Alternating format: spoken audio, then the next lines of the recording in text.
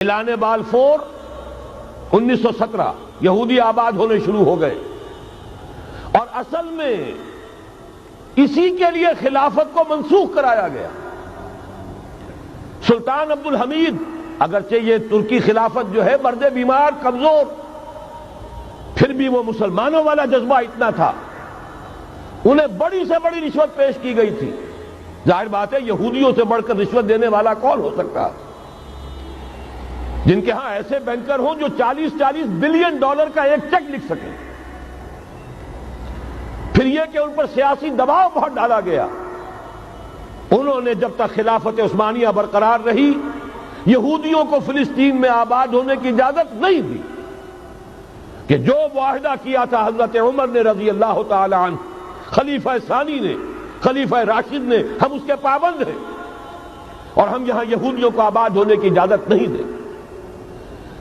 لہذا انہوں نے اس خلافت ہی کا بستر طے کرایا، اس لیے کہ نہ رہے بانس نہ بجے بانسری، نہ مسلمانوں کی وحدت ملی کی کوئی علامت دنیا میں باقی رہے، اور نہ مسلمان کسی مسئلے پر جمع ہو کر کوئی موقف اختیار کر سکے۔ اعلان بالفور کے نتیجے میں آباد کاری شروع ہوئی۔ 1948 میں اسرائیل قائم ہو گیا، معجزہ ہو گیا۔ 1967 میں اس کی توسیع ہو گئی۔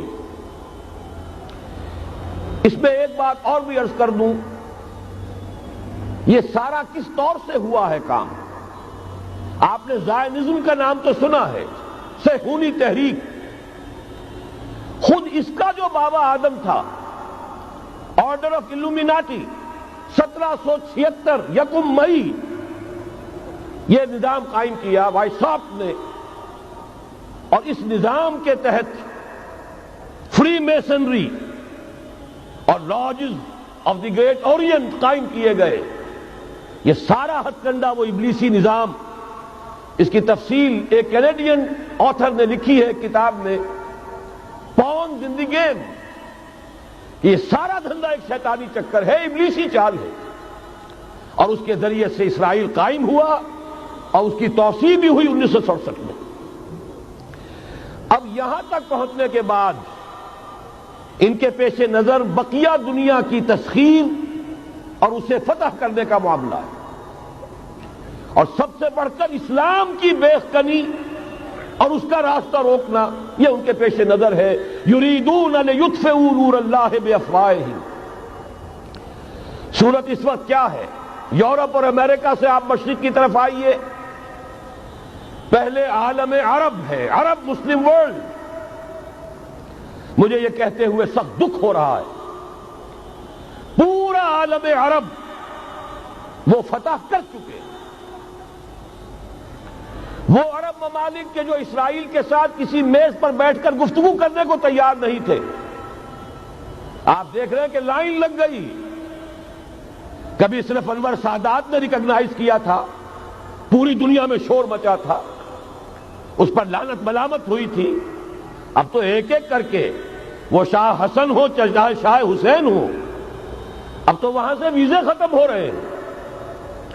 سعودی عرب اور امارات، انہوں نے جو کچھ کاروباری بندشیں لگائی ہوئی تھی وہ ختم کر دی گئی، ان میں نرمی پیدا کر دی گئی۔ یہ صورتحال ہے کہ واقعتاً ان کی جو عالمی تسخیر کا پروگرام ہے وہ آگے بڑھ رہا ہے، اور بدقسمتی سے امت مسلمہ کا جو قلب ہے، اس امت کا قلب امیین پر مشتمل ہے۔ هو الذی بعث فی الامیین رسولا منہم یتلو علیہم آیاتہ ویزکیہم الی آخر الآیہ۔ حضور بھی امی تھے، انہی میں سے تھے صلی اللہ علیہ وسلم۔ لیکن آج وہ قلب جو ہے عالم اسلام کا، وہ یہودیوں کے شکنجے میں کسا جا چکا ہے۔ اکثر وہاں کے جو حکمران ہیں، امریکہ کے ایجنٹ ہیں، سٹوجز۔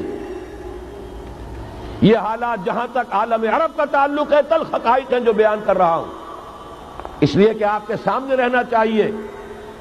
یہ جو اقبال نے کہا کہ دنیا کو ہے پھر مار کا روح و بدن پیش، ابلیس نے پھر اپنے درندوں کو ابھارا، اللہ کو پا مر دیے مومن پہ بھروسہ، ابلیس کو یورپ کی مشینوں کا سہارا۔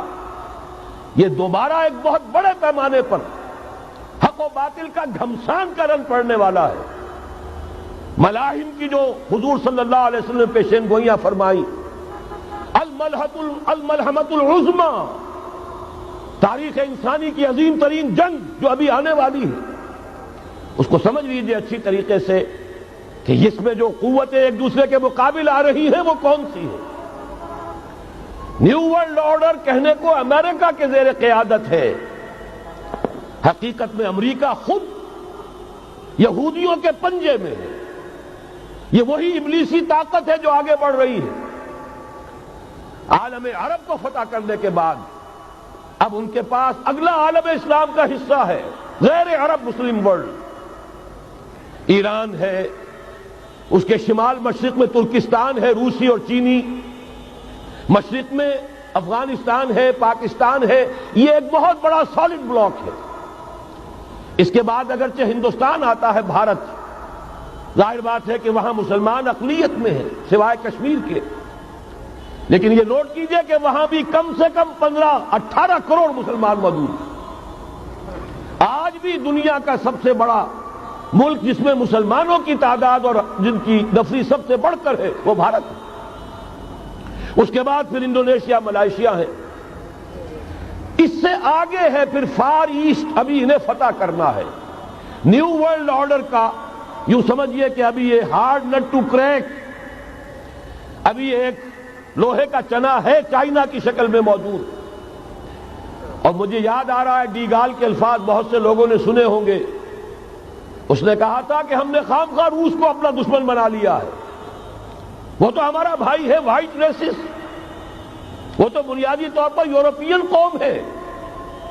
Beware of the yellow masses of the East, تمہیں گھبرانا چاہیے، تمہیں خبر لینی چاہیے۔ وہ مشرق بعید کے جو زرد رو لوگ ہیں، China, Indo China, Japan, yellow races, ابھی اس نیو ورلڈ آرڈر کے لیے جو فتح عالم اور تسخیر عالم کا پروگرام ہے، اس میں پہلے غیر عرب مسلمان دنیا اور پھر یہ فار ایسٹ کا خاص طور پر یلو ماسز، یہ ہے کہ جنہیں ابھی انہیں ٹیکل کرنا ہے۔ اور اسی لیے میں عرض کرنا چاہتا ہوں، حقائق ہمارے سامنے رہنا چاہیے۔